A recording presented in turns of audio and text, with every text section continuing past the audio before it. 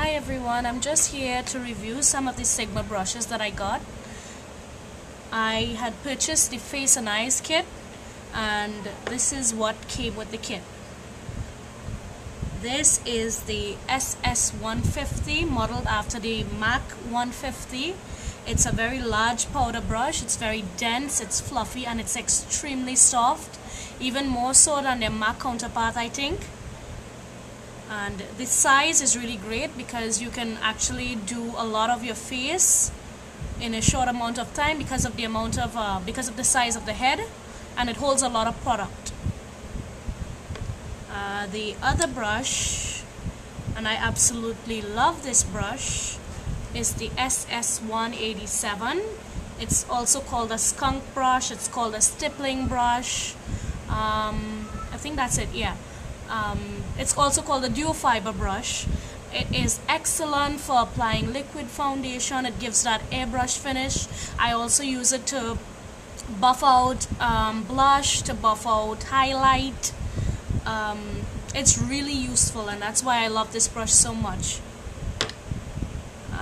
The other brush is the Kabuki, the SS182.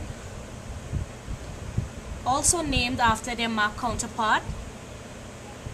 This brush is amazing. It is full, it is soft, it applies powdered product really well, and it buffs everything out to perfection. I have no complaints. I have washed these brushes many times. I've used them many times. I have hardly had any shedding at all, except for maybe when I had first washed it. Other than that, I have no complaints at all. Now moving on to the eyes, we have the SS224, which is the fluffy blending brush. Now, to be honest with you, when I first looked at this set, I actually thought that I didn't need one of these, and I'm glad now that I did get it, because it turned out to be one of the best brushes in the entire kit. It is really fluffy, it is really soft, and it gets in that crease and it blends out crease color really well. And it's the perfect size. It's not too big, it's not too small, and it actually turned out to be one of my favorite brushes. So next we have the SS239, which is a flat shader brush. It's a little dirty. I just did a tutorial.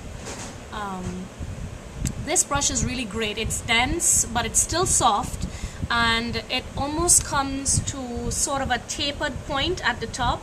It allows you to do many things at once, which one of them being packing on color to the lid.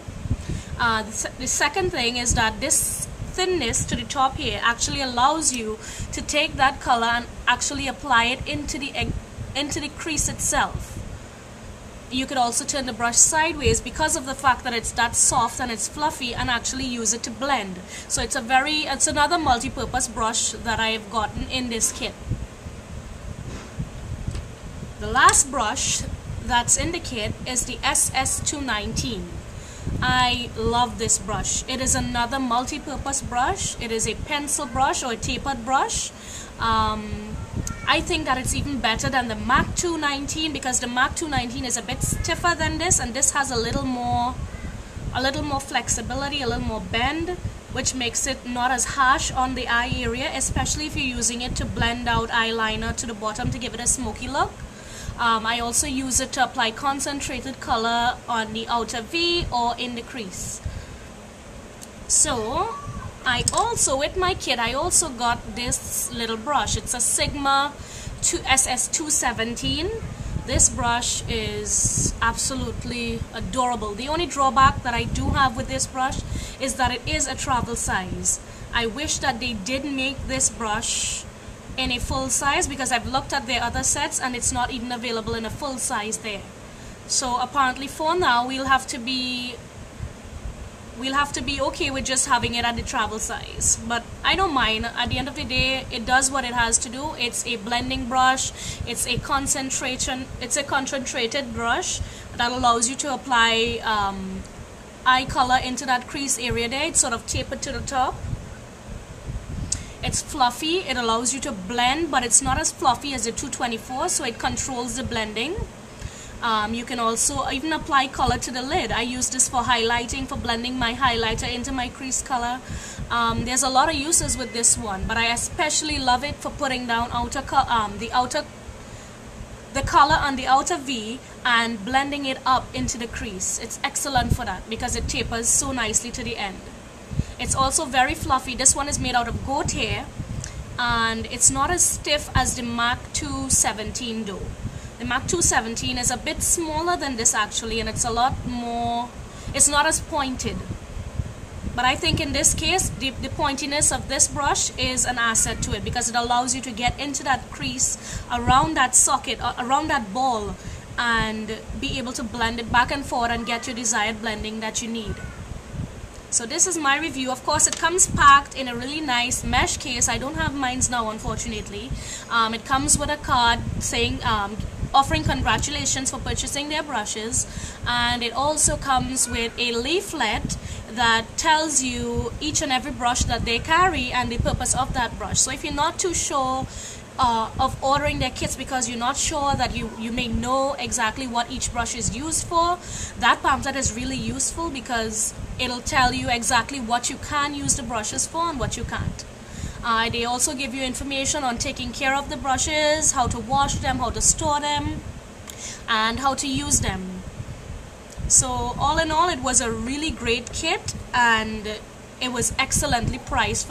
I got all of these brushes. It's 1, 2, 3, 4, 5, 6 brushes, and my free one, it makes it 7. I got 7 brushes for the cost of maybe 2 MAC brushes, and to me some of them are even better than their MAC counterparts. Nothing against MAC, I use MAC also, but at the end of the day, I think these are really great value for someone who's looking for really good quality brushes but can't really spend that great amount on MAC brushes just yet. They're really nice brushes, they're a really nice upgrade from starter brushes, and you can probably look into them. Thank you. Hope you find it useful.